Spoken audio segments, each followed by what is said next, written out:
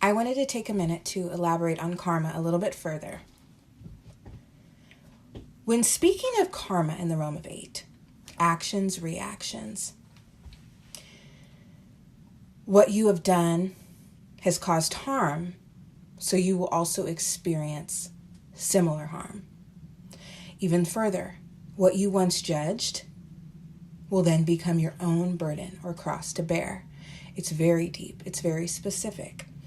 It's very energetic. Now, this is important to understand. And what I specifically want to point out is that internal motivation does not exempt you from this karmic truth. What do I mean by that? Let me give you an example. So, let's say you're dating someone and you fall in love very quickly. Very quickly. And it's mutual. You fall in love very quickly. But the rose-colored glasses start to fall off on your end when you start to learn additional details about this person. And so you break up with them. It may seem abrupt to them, but it makes perfect sense to you. Okay? You see red flags and you don't really want a part of that. You don't want that chaos to be a part of your life. That does not exempt you from having to experience that in a role reversal later in life. You will later endure a whirlwind romance in which you are broken up with. Do you see where I'm going with this? Even if you are doing something out of self-protection,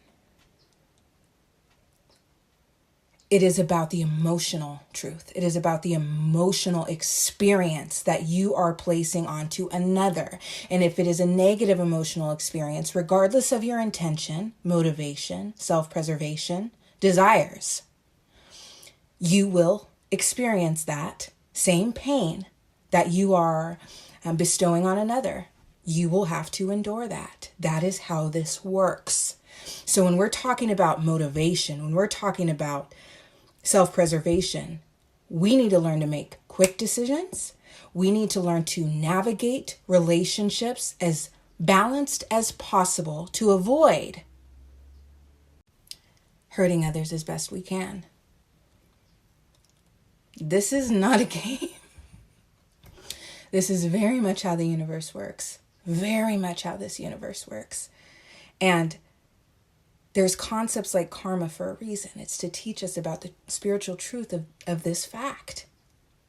And I'm trying to give it to you guys in an everyday example, right? And this applies to friendships, right?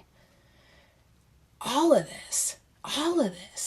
My most recent karmic pain and heartbreak, romantically, was my punishment for ending a friendship that was platonic. And my motivation was no longer trusting this person because of betrayal.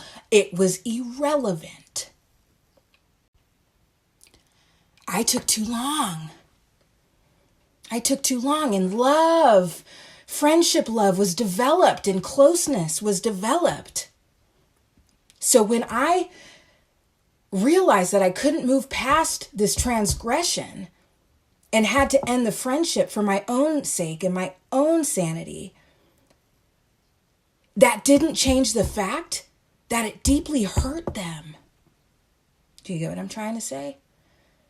It was a breakup. Do you see what I'm trying to say? So we can't get away from karma. We can't. And when I describe it like that, it is a little bit hard to get away from and really understand, okay, well then how do I move in this life if self-preservation and self-protection doesn't exempt me from karma? And for me, here's the answer. We are never going to be able to attain or live a life without friction, without conflict, without opposition, without pain. That's not how this world works. But we can do our best to maneuver relationships as best we can, being mindful of other people's emotions, being cautious about who we allow in our lives, right? So we don't necessarily have to constantly be worried about balancing the scales because of tit for tat or because, other forms of inner child harm and trauma. But when we can be aware of these concepts and aware of karma and how karma works, when we encounter these painful experiences, we can remember and we can do our best to let it ride. And by moving slower in connections as well, by being more assertive in our relationships as well, by clearly implementing and maintaining and honoring boundaries. Okay? But when doing so, making sure that emotionally you are moving with love. Make sure that emotionally you are not allowing your shadow to harm others. Making sure that you are wise with your tongue. Okay? Because how you move matters. The pain you inflict matters. So you always want to use your tongue to cushion blows, not to worsen wounds.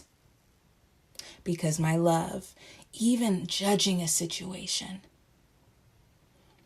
can very well call in. That is your next experience. Take care.